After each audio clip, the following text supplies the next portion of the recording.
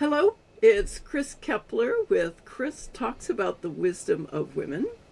Today we have wise words from Genevieve Pituro, who was a successful television marketing executive until an inner voice challenged her direction and a talk with a 6-year-old in a homeless shelter had her jumping off the corporate ladder and founding a national organization, Pajama Program. Welcome, Genevieve. Thank you, So Chris. nice to talk with you today. I'm looking forward to it. So, wow, television marketing executive. That's, did you have a lot of women that were peers, or were you mostly in a male-oriented? Mostly male-oriented. They were the bosses. Most of us were entry level or maybe one step above. And a few of us had aspirations to become, like those men and be the boss and be the leader and grow. And so I was one of those, and there were a couple of others, but spent a lot of time waiting to get on the first rung. Oh, I bet. So what were some of the barriers you faced as a woman in that environment? This was back in the 80s, so everything was different and corporate was different. So the television business back then in New York City, because there's obviously one in California, it was so male dominated because it was mostly a sales office. They sold the programs from there, the admin was there, and those salespeople were mostly men. The marketing department, which I wanted to be part of, was in California, also led by a man. So I couldn't win on either coast by having some women comrades. So I had to figure it out. Wow. Did you have any mentors that helped you along the way?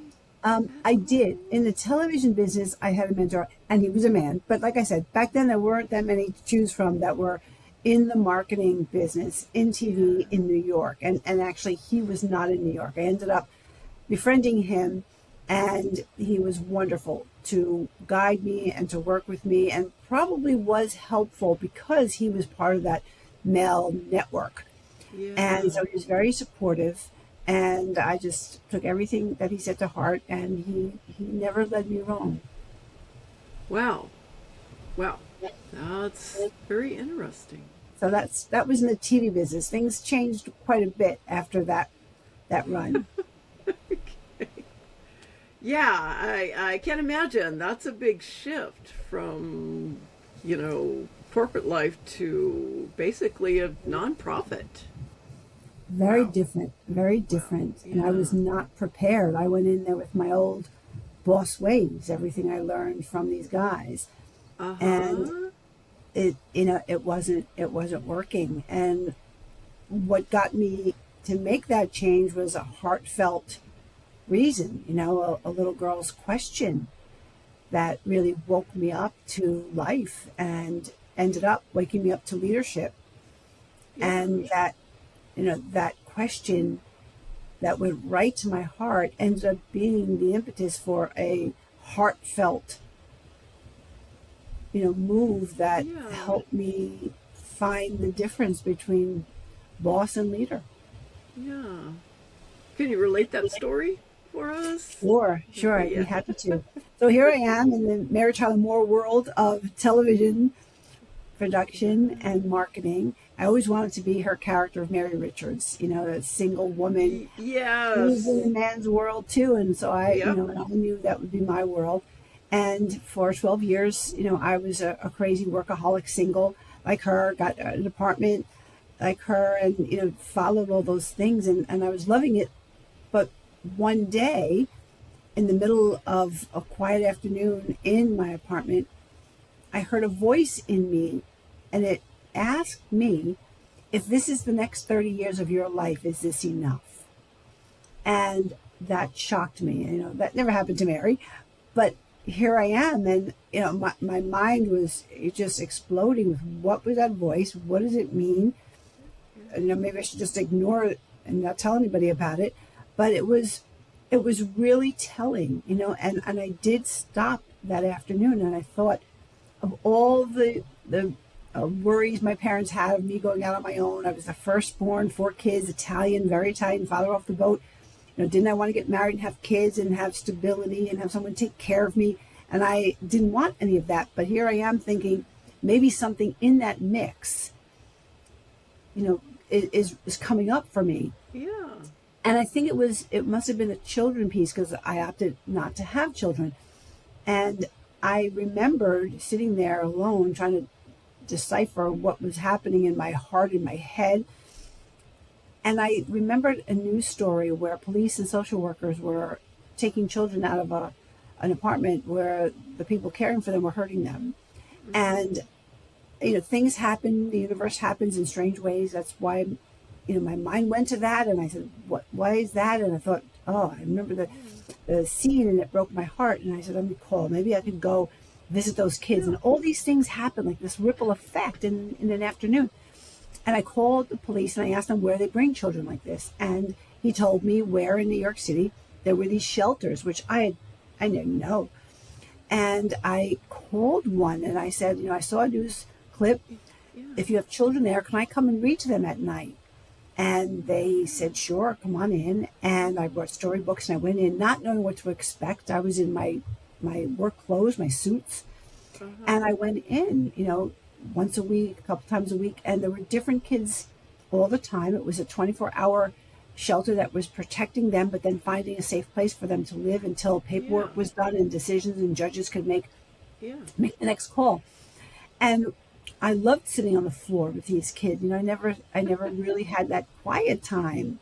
I had nephews and nieces, and I loved playing with them, but this was a real serious situation that these children were in. And I had never been with children like this, and I could feel my heart filling up with them, almost like coming in, filling up my heart, just sitting there. I could tell they'd been crying. They were afraid. Their clothes were a mess and soiled. They were, some of them had been crying, and they were silent. They were young, and they just sat there in a circle and listened to me read stories. I was sitting on the floor, and story after story, they just stared at me, and my mind was, racing, and I was trying to focus on the story. And one night I followed, because I knew when I was finished, this was in the evening, they were going to sleep. And I was curious where they were sleeping.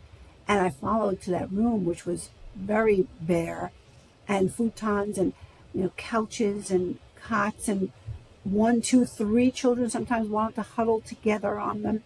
And I was just watching this, and it was just heartbreaking to me. And I had visions of my mom and the 4 of us in bed to bed to bed to bed, and her stories, and her snacks, and laughing, and pajamas. And here I am looking at this group that were sleeping in their clothes, trying to sleep in their clothes. Like I said, they were tight, they weren't clean.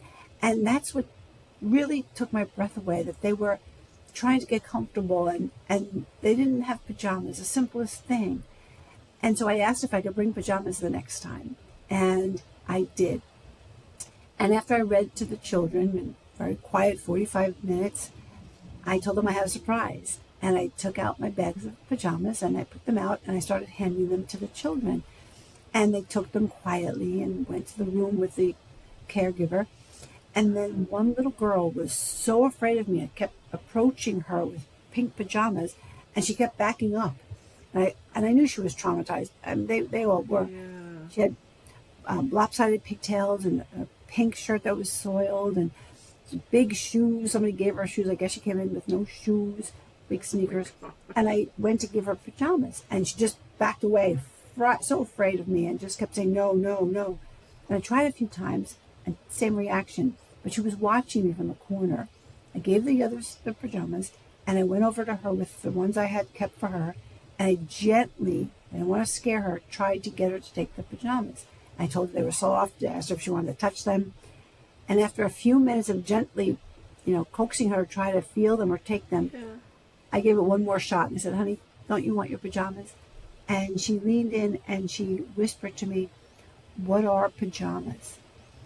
And in that moment, everything changed. There's no reason I could give you that is anything that makes sense to me, except it was from somewhere deep in me that knew I was on the wrong path and that there was something that I had to do. And it had to do with children like her, how they sleep, how they feel when they go to sleep, and the simple gift of pajamas that meant so much to me growing up. And they didn't have that comfort and love and security.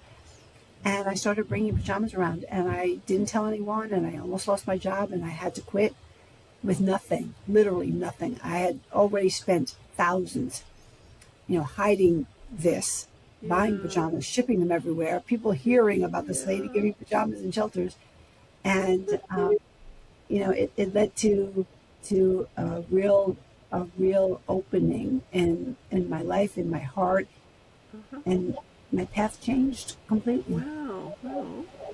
And your organization is still busy shipping pajamas, right? Oh yeah, 25 years this year. I started it, called it Pajama Program, and I ran it for 20 years with 40, 50, 60 chapters around the US. Wow. And then I realized, because I was speaking on the change of how a boss gets support and how a leader gets support, and I found, the boss thing wasn't working. You can't force people to understand a mission or want to be there, but you can reach them with a heartfelt, inspiring story or message and plea for support and all those things, and then including people in the decision making as we started to grow. I started speaking about that, and I wanted to share that message. So 5 years ago, I passed the baton on, and we're now 25 years old, and we have an expanded mission with this milestone, and changed our name to Beyond Bedtime, because we always knew sleeping was such a difficult part of the day and the night for these children. No kidding. And so it matters, and sleep matters. Yeah. Oh, no. Yeah. It's Right? it's We all so know. important. Yeah, we all It's know. so important for adults too. Yes, and you can imagine these children has kept them awake, and that was where the idea came from, to expand it to help them get a better sleep. So tell us about learning how to run a nonprofit. Oh boy, I didn't know anything about it, nothing about it, and I was desperate, and I was a fan of the organization Dress for Success. Yeah. And that executive director was in New York, and I took a chance. I would have done anything, because I had nothing, and I was, money was gone, and I had a mortgage payment and everything. And I picked up the phone and I called her and I said, "Please, can I take you to lunch? I don't know what I'm doing." And I had this experience, and she said yes, sure. So we had lunch, and she was my mentor, and she was wonderful. I learned the importance, and now I teach. Now I have clients who are starting nonprofits, and I've been, I wrote a book about it for them, and it's really, it's a business first and foremost. All eyes on you. There are codes and there are regulations. It's very strict. Yeah. Because your responsibility is to others. You have to keep that first and foremost. It's about the reason that you're in existence is to support a group that needs support. Yeah.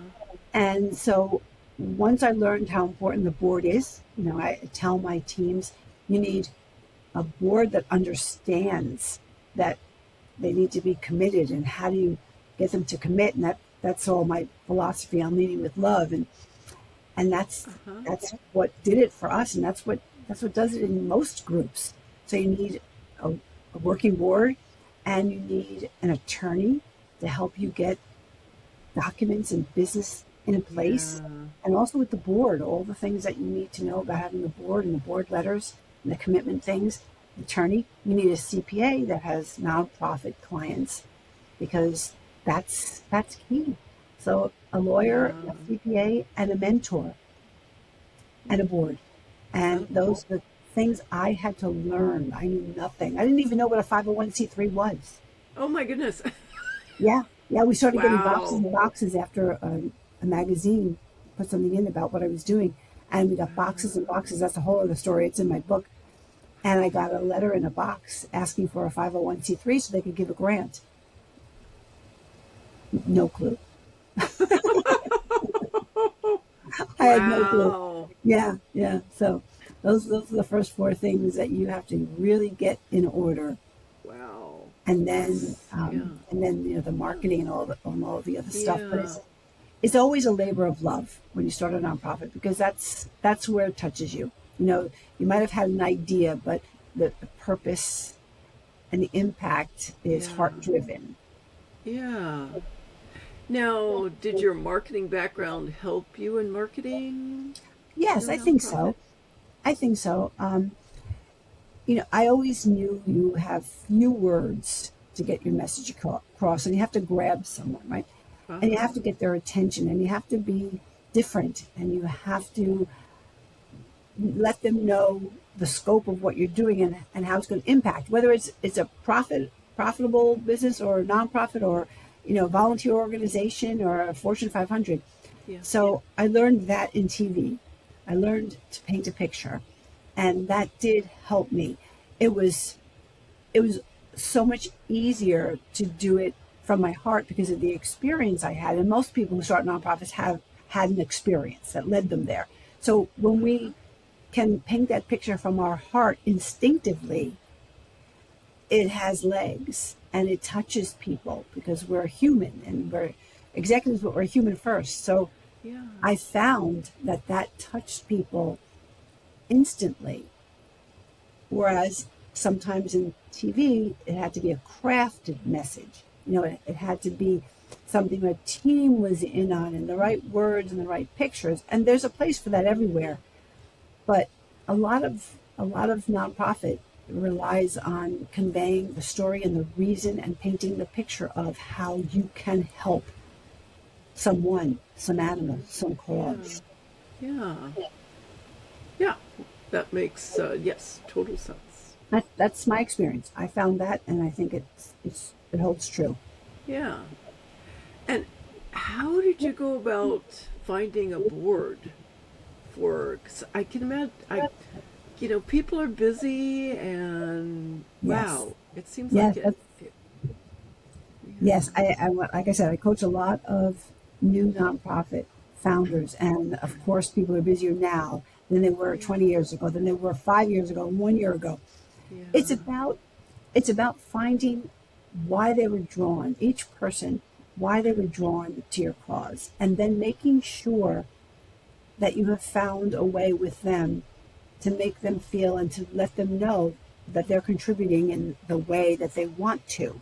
Uh-huh. It's very difficult to, especially now, to bring everyone together and say this is our mission. So thank you, and this is what our goal is, and this is everybody has the same piece and same part. Doesn't work. It's a process of getting to know people and relationships, and Uh-huh. what would make them want to be part of what you're doing. And Uh-huh. if that means that they want to be on the phone all day, that's fine. If that means that they want to draw pictures and have that turn into logos and different designs, that's fine. But it's very individual, it's very relationship building, it's very, very personal, and that's really the only way to engage someone for the long run because there's a problem everywhere. People leave, after a month, 6 months, a year, Yeah. and that doesn't help anyone. I mean, sometimes, of course, it's a better situation if they leave and they're going to go on to do better things, and you want them to. But building something that people feel connected to and invested in Mm-hmm. is an art, and you have to really want to. You have to really understand that and want them to feel that their contribution is from their heart, not necessarily what you're asking them to do. Yes, I been on, a few nonprofit boards, and it wasn't easy Yeah, at all. yeah, It right, wasn't. right, No, it's right, You want to help, but you've only got so much time, and yeah, right, yeah, right. yeah. Yeah. And so you've written a book about your experience. Yeah. I've written two. I wrote Purpose, Two. Passion, and Pajamas. Uh That's huh. the story, Uh huh. and all ups and downs and lessons. And then the next one I wrote during COVID, really fast. I'm so proud of it because that was a life changing time, right? It was a near death experience for all of us, and so many people were Yeah. reevaluating their lives and Yeah. thinking, maybe I'd like to start something. Maybe I'd like to help Uh-huh. someone. So I got a lot of Uh-huh. calls and was helping a lot of people with their ideas and all that. So I wrote Purpose, Passion, and Moxie. Yeah, how to start a Oh, nonprofit from scratch. wow. Yeah, so that's Wow. step by step, everything I said to you and a lot more. And Uh-huh. it's really, I've always said to anybody who is thinking about being a nonprofit founder, starting something, I will be your number one cheerleader. So the book is really a lot of lessons, a lot of steps to take, a lot of ideas, Uh-huh. and a lot of support. Wow. And you can get them on like Amazon, Amazon yeah, and either one, anywhere. And on my anywhere. website. Oh, okay. Great. That's fantastic. So, do you have any advice for a woman that wants to move ahead in what she's doing, whether she wants to start a nonprofit, whether she wants to move ahead in her career? Sure, sure. It's always the first question is why. What do you want that you don't have now? And that opens up everything, really. Uh-huh. Then, depending on her answer, we'll talk about what is missing and what she thinks this will bring to her that she's missing, and do a quick, hour, 90-minute brainstorming session to see, is it something full time? Is this something you can slide into your life for a little while? If you're feeling that maybe you've always wanted to play an instrument or sing or be part of something, maybe joining a group would Uh-huh. help fill that hole in you and give Uh-huh. you some time to understand if it's practical and you still want to Yeah. change career from being a CPA or being a teacher Yeah. to doing something that you've always wanted to and you pushed to the back burner. Uh-huh. So it's really first a question of why, what's missing, why this, what does it boil down to that you want to bring into your life? Uh-huh. And there's always a path. There's always a path. I did it. I had no clue what I was doing. I had nothing. I lost everything. It really, I mean, mortgage payments due, calls, credit cards taken away. But Wow. I just felt like a lot of people do, this is mine to do. And Yeah. if you are losing sleep because you want to do something that you haven't done for 20, 30, 40 years, let's talk. It's time. Wow. Wow. Fantastic advice. Hmm. And are you speaking anywhere anytime? Do you have some more speaking engagements coming up? I do. I do. In March, I'm speaking in New Jersey, in Atlantic City at Harrah's for a nursing conference. Wow. I am judging a speakers conference in Massachusetts. On a panel in New York City. So in March, it's local New York, New Jersey, Massachusetts, meaning trains, not Oh, yeah. necessarily planes. Yeah. I was just in Omaha. That was two planes each way. Whoa. Yeah. Yeah, Wow. and nervous because of the snow that we were expecting, Oh, but it it is worked out. dicey traveling this time of Oh, year. Very worse than dicey. ever, worse year than Yeah. ever. Yeah. Yeah. Yeah. Wow. Very nice. And are any of your talks on YouTube at all that people Yes, could watch? I have videos on YouTube. Yeah, a couple of full talks, but mostly I do some videos and some clips from my talks are there. Yeah. Ah, great. Yeah. That Yeah, and on my is- website too, there are some. Okay. Yeah. And what's your website? Is it My name, GenevievePituro.com. .com? Okay, great. Fantastic. Wow, this was amazing. So much wonderful information and Oh, well, what you're I doing. have to say, as everybody knows who starts anything, especially in nonprofit, I learned one thing. It's a universal truth that I learned. It is not the power of one that changes things. It's the power of one another that moves mountains Yes. and moves people. And it's about moving people closer to their purpose, closer to the reason they're here, closer to each other, and closer Yeah. to what they want in life, how they want to end their day feeling. Yeah, yeah. No, it's so important, I think, to people's happiness that they're doing something they love, that they have a purpose. Otherwise, it just, man, You're right. yeah, lots of unhappiness. Lots of You're unhappiness. right, Chris. Yeah. Well, do you have anything else you'd like to add at all? Just do it. Just do it. I'm happy to talk to anybody, be anybody's support. It changes your life. It might be the hardest thing you have to do. There might be people you have to talk to make sure you can do it. I did all those things, and there were snags along the way. Yeah. You get through it because at the end of the day, it's one life and it's yours. Yeah. Yeah.